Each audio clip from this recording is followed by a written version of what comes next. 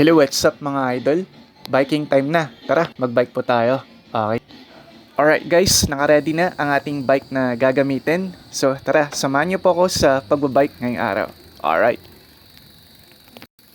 Alright guys, habang ako ay nagbabike, nakasama ko pala dito si Mama na naglalakad. Okay, para mag-exercise din.